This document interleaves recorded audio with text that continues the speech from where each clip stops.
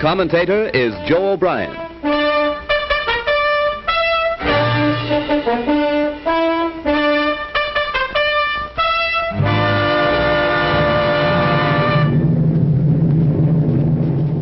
Here is the motion picture record released by the United States Navy of the havoc wrought by the Japs' sneak sky and sea raid on Pearl Harbor, America's mid-Pacific naval bastion.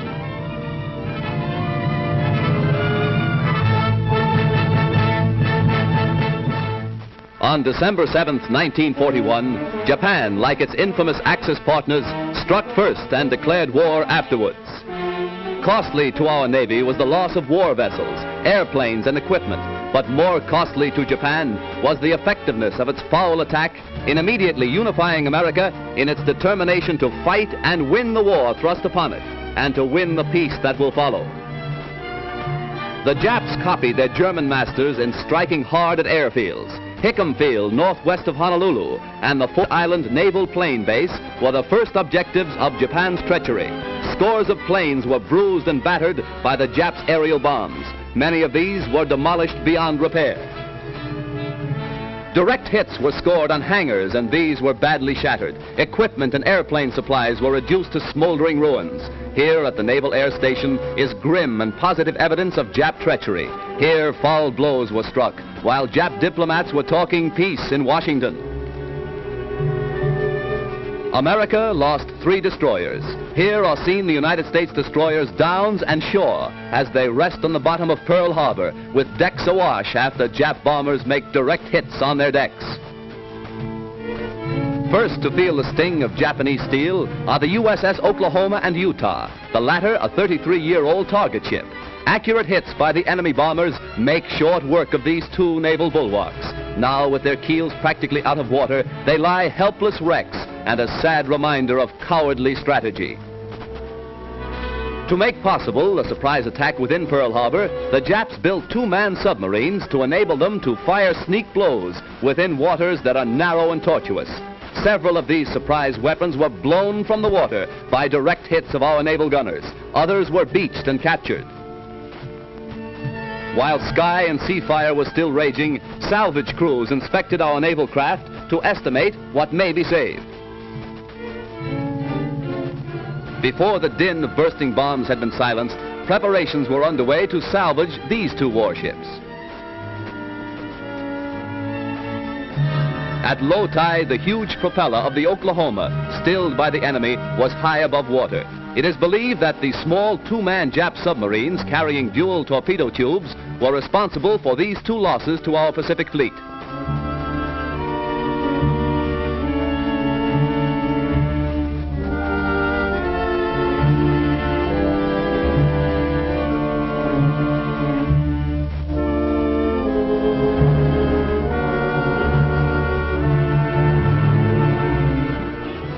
Here is the actual bombing of the mighty USS Arizona by Jap planes. These pictures were made by a fearless cameraman who thought nothing of his personal safety to make possible this record for all posterity. A single lucky hit was responsible for the disaster that befell the Arizona when a Jap bomb falling directly through one of the battleship's funnels exploded in the engine room and set ablaze tons of fuel oil. Dense black smoke billowed to the sky as the massive control tower began to keel over. The Arizona's courageous crew stuck to its guns until the very end. Here was displayed heroism that will live forever in the glorious annals and traditions of the American Navy.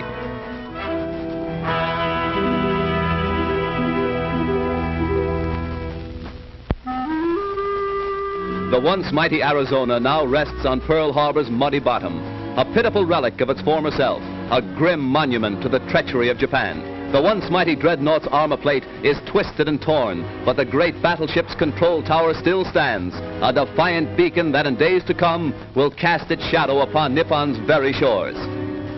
At Pearl Harbor, at Hickam Field, in the bomb-pocked streets of Honolulu, ever is written history. History with a tragic, treacherous pen.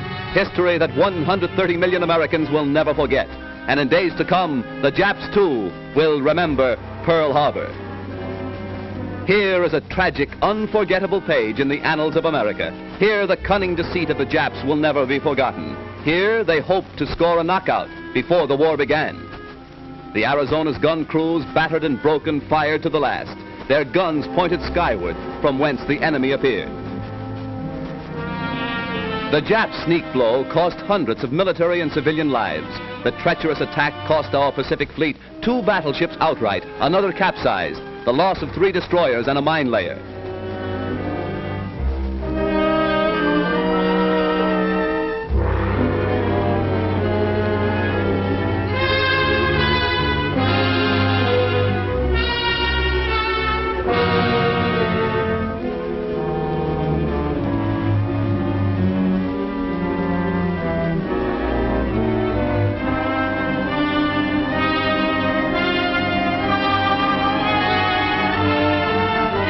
While bombs were still bursting and flames still pouring from our shattered naval craft, a light United States cruiser valiantly moves out to join the fleet and avenge Pearl Harbor.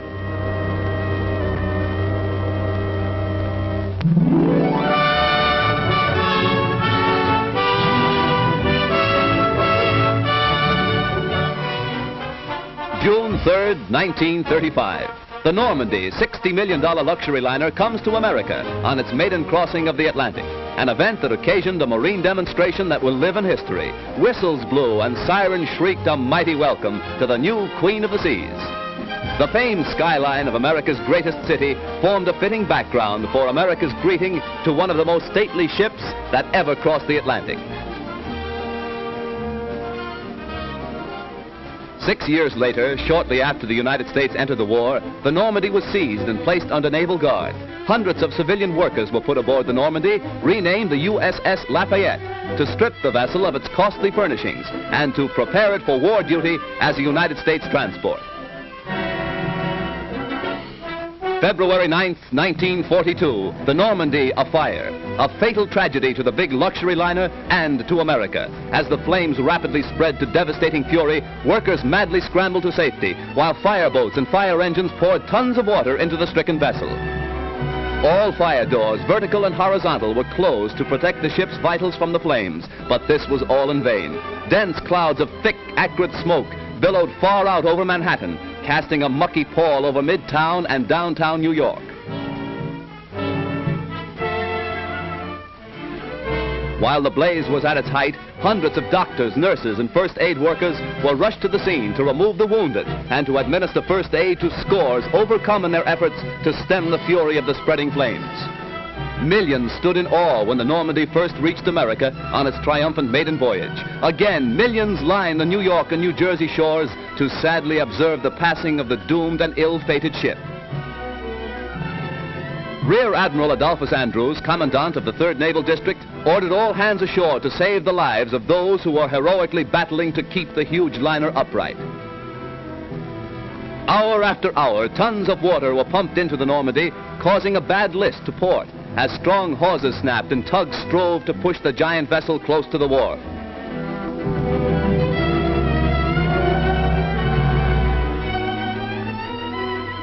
Then, during the night, the Normandy met its final doom, when, with a resounding crunch of ice and a belch of smoke, the 83,000-ton vessel dipped her flame-scarred superstructure into the surface of the Hudson River. Hundreds were injured when America lost its biggest naval auxiliary. Millions of dollars of damage has been done, and thousands of man-hours of labor have been nullified.